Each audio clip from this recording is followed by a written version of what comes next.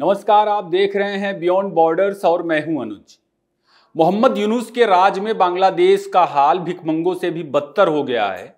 सूखी रोटी के लिए बाप बेटों में जंग है कि पहले मैं खाऊंगा। टूथपेस्ट बेलन से निचोड़ा जा रहा और वहां की सेना भाड़े पर पाकिस्तानी बारूद लेकर भारत को सबक सिखाने निकली है। लेकिन उसकी हकीकत क्या है, इसका नजारा मंगलवार को पश्चिम बंगाल में सीमा पर दिखा है। कैसे, यह आगे बताऊंगा। कल के जो अमीर थे बांग्लादेश में, आज की तारीख में कैसे गरीब बन रहे हैं, यह भी बताऊंगा। एक असहाय गरीब हिंदू नाबालिग के साथ भेड़ियों के झुंड ने लंदन की तरह, जैसे लंदन में पाकिस्तानी गैंग ने कुकर्म किए थे, क्या किया है यह भी बताऊंगा। और कैसे बांग्लादेश की जेलें खाली हो गई हैं। अराकान आर्मी को लेकर बांग्लादेशी सेना के पूर्व अफसर यूनुस को किस बात के लिए चेता रहे हैं, इसकी भी जानकारी दूंगा। आज बहुत कुछ है, एपिसोड अंत तक देखें। बेहतर रीच के लिए इसे लाइक करें, शेयर करें और अपनी राय भी जरूर दें। दोस्तों, बांग्लादेश से लगने वाली सीमा पर भारत फेंसिंग कर रहा है। बांग्लादेश बॉर्डर गार्ड ने आकर के विरोध किया है एक जगह पर। पश्चिम बंगाल में वो जगह मालदा में है। अब विरोध क्यों किया? विरोध इसलिए किया कि बांग्लादेशियों ने कहा कि भैया, आप जो ये फेंसिंग कर रहे हो वह हमारी जमीन पर, हमारी सीमा में कर रहे हो, हमारी सीमा का अतिक्रमण कर रहे हो। बीएसएफ ने उन्हें समझाया कि भैया, फेंसिंग को लेकर के चीजें पहले से तय हुई हैं और जो काम अभी हो रहा है उसी के हिसाब से हो रहा है। लेकिन बांग्लादेशी बॉर्डर गार्ड ने वहां पर खूब बवाल काटा।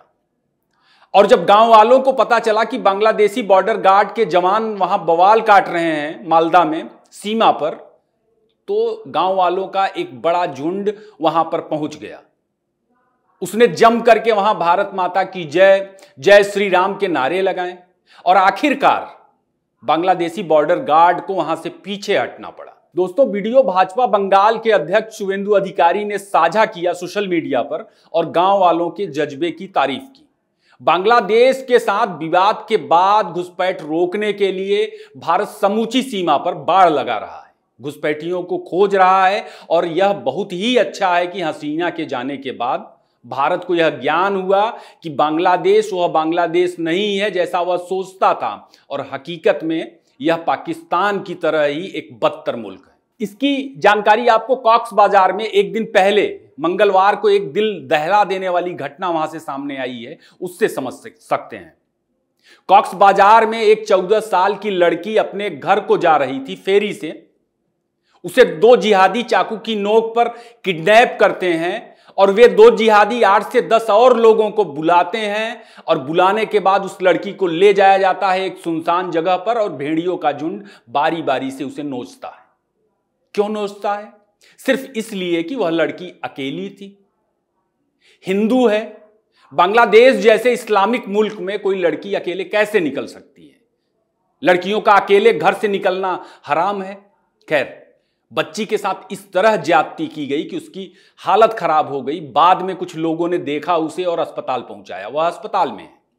और इस मामले में जब लोगों ने विरोध किया तब जाकर के कुछ लोगों की गिरफ्तारी की गई। लेकिन बांग्लादेशी अखबार आरोपियों के नाम नहीं बता रहे हैं जो गिरफ्तार किए गए हैं। आप अनुमान लगा सकते हैं कि बांग्लादेश में इस वक्त जो वहां के अल्पसंख्यक हैं, जो हिंदू हैं, बौद्ध हैं, वे कैसे जी रहे होंगे। और बांग्लादेशी मीडिया से लोगों को पूछना चाहिए कि पर्दादारी क्या है। ब्रिटेन में भी पाकिस्तानी गैंग यही करता है, जिसकी वजह से आज की तारीख में समूचा पश्चिम हिला हुआ है। ब्रिटेन की संसद हिली हुई है, वहां की सरकार हिली हुई है। बांग्लादेश की एक लेखिका हैं तस्लीमा नसरीन, जो वहां से निर्वासित हैं और भारत में रहती हैं। वह कहती हैं कि बांग्लादेश असल में पाकिस्तान ही है और सिर्फ बंगाली बोलने भर से कोई बंगाली नहीं हो जाता। तस्लीमा देश निकाले पर हैं एक किताब की वजह से। दोस्तों, उन्होंने लज्जा नाम की एक किताब लिखी थी जिसमें बांग्लादेश की उन सच्चाइयों को बयान किया था जिसे लोग नहीं जानते हैं। किस तरह वहां अल्पसंख्यकों पर कट्टरपंथियों का झुंड उन्हें नोचता है, उन्हें निशाना बनाता है, इसका जिक्र उन्होंने किताब में किया था। तो उन्हें उस किताब की वजह से बांग्लादेश से निर्वासित कर दिया गया। उन्होंने भारत से शरण मांगी और पश्चिम बंगाल में, चूंकि वो बंगाली हैं, तो वहां पर रहने की इच्छा जाहिर की, लेकिन वामपंथियों ने, तब की वामपंथी सरकार ने उन्हें वहां रहने नहीं दिया, क्योंकि कट्टरपंथी भीड़ जो है भारत की, वह नाराज हो जाती। वे दिल्ली में हैं। उनकी किताब में ऐसे ढेरों किस्से हैं जो आपने कॉक्स बाजार की घटना में देखा होगा, सुना है। एक किस्सा वे बताती हैं जिसमें एक बेटी को उसके मां बाप के सामने भेड़ियों का झुंड नोचता है, उसका विवरण पेश किया है तस्लीमा नसरीन ने। हिंदू मां को कहना पड़ता है भेड़ियों से कि उसे एक एक कर नोचो, बच्ची मर जाएगी। सोचिए उस मां की हालत, उस बेटी की हालत, उस पिता की हालत क्या होगी जो वह अपने आंखों के सामने देख रहा होगा। लज्जा की कहानियां बांग्लादेश में रोज दोहराई जाती हैं। यह लज्जा में दर्ज है। तस्लीमा नसरीन ने इसे लिखा है। शेख हसीना हो, खालिदा जिया हो, या फिर बांग्लादेश में कोई और सत्ता में रहा हो, वहां की यह हमेशा से हकीकत रही है। बांग्लादेश में यह सब हो क्यों रहा है? हो इसलिए रहा है कि यूनुस की जिहादी सरकार ने इसके लिए जमाते इस्लामी जैसे कट्टरपंथी संगठनों को खुली छूट दे दी है और सारे आतंकियों को जेल से रिहा कर दिया है। जेलों पर यह रिपोर्ट देख लीजिए। जेल बांग्लादेश के अपराधियों से खाली हो चुके हैं। पिछले साल की तुलना में 30% गिरावट हुई है। 30% कम कैदी हैं बांग्लादेश की जेलों में। खूंखार आतंकियों को वहां पर एक एक कर छोड़ा जा रहा है। इस्लामिक स्टेट, अल कायदा, हिजबुत तहरीर, अंसारुल बागला टीम और तमाम बांग्लादेशी आतंकी संगठनों के आतंकियों को छोड़ा जा रहा है। अब तक कम से कम 150 से ज्यादा खूंखार आतंकी छोड़े जा चुके हैं। जेल ब्रेक के बहाने खूंखार आतंकियों को भगाया गया। मेजर सैयद जियाउल हक जो अलकायदा से जुड़ा हुआ है और जिसे अमेरिका खोज रहा है, उस आतंकी को, उसे यूनुस रिहा कर रहा है, गले लगा रहा है। आपने खबरें देखी होंगी। आतंकी बांग्लादेश में एडवाइजर बनाए जा रहे हैं और बांग्लादेश के अखबार इसे जेलों में क्राउड कम होने की एक सकारात्मक खबर के रूप में पेश कर रहे हैं। दोस्तों, ये वही आतंकी हैं जो समूचे बांग्लादेश में हिंदुओं, बौद्धों के साथ क्या कर रहे हैं, उसका एक नमूना मंगलवार को कॉक्स बाजार में मासूम लड़की के साथ हुई घटना में दिखा। दोस्तों, बांग्लादेश के लक्षण इस वक्त खतरनाक स्तर तक पहुंच चुके हैं। सिर्फ अपराध भर का मामला नहीं है। वहां का जो डेली रूटीन है लोगों का, वह भी मोहम्मद यूनुस के रिजिम में किस तरह प्रभावित हो रहा है, इसे कार्तिक आर्यन की एक फिल्म आई थी, आपने शायद देखी होगी, भूल भुलैया में। उसमें एक सीन दिखाया गया था, बिल्कुल हूबहू वैसी ही खस्ता है। सीन क्या है? सीन यह है कि एक घर में टूथपेस्ट को बेलन से निचोड़ करके निकाला जा रहा है। साबुन काट के लोग इस्तेमाल कर रहे हैं और उस घर में एक सूखी रोटी और प्याज के लिए मालिक और नौकर आपस में झगड़ा कर रहे हैं कि पहले मैं खाऊंगा। यह खबर देखिए, बांग्लादेश मीडिया की ही है खबर। वहां की मीडिया ही बता रही कि बेकारी, महंगाई ने बांग्लादेश की हालत खस्ता कर दी है कि अब करोड़ों लोग गरीबी रेखा के नीचे जा चुके हैं और यह सिलसिला लगातार जारी है। करोड़ों की संख्या में लोग और ज्यादा लोग नीचे जाने को तैयार हैं। लोग छोटे पैकेट, छोटी बोतलें और बहुत सस्ते सामान का इस्तेमाल कर रहे हैं क्योंकि उनकी मजबूरी है। महीने भर का स्टॉक खरीदने की बजाय किस्तों में चीजें खरीद रहे हैं। यह बांग्लादेश के ठीक ठाक तबके का हाल है। एक लिहाज से इसे आप वहां का मिडिल क्लास समझ लीजिए।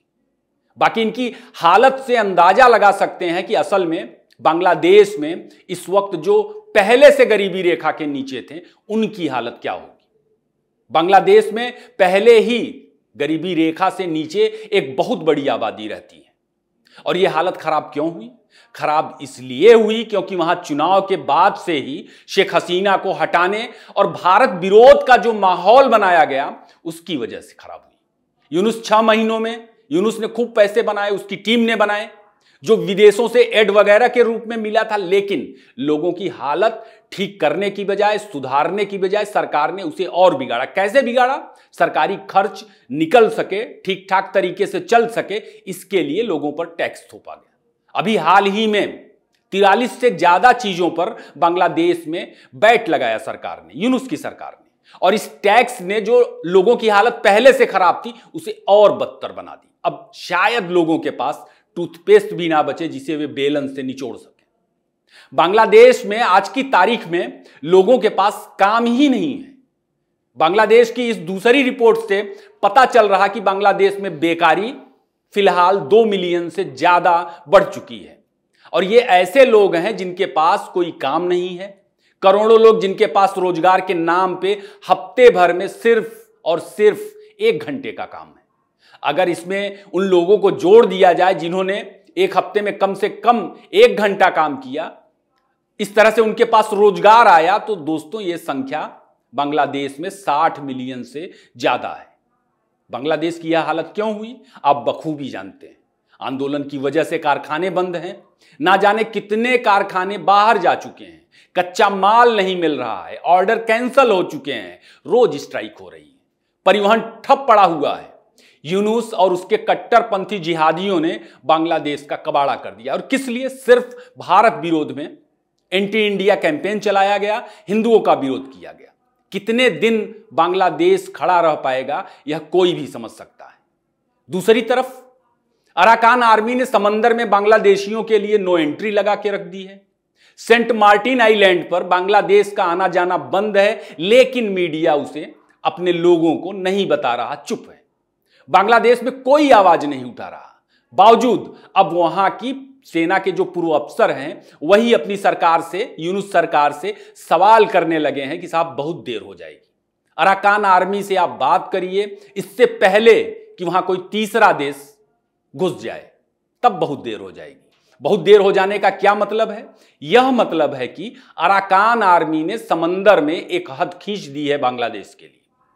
अराकान बे न्यूज की यह रिपोर्ट देखिए जिसमें वे बता रहे हैं कि बांग्लादेशी उनके क्षेत्र में अवैध तरीके से मछलियां पकड़ रहे हैं। मामले में अराकान आर्मी का रुख भी लगभग साफ है। अराकान की नजरें नाफ नदी के इस तरफ कॉक्स बाजार तक हैं।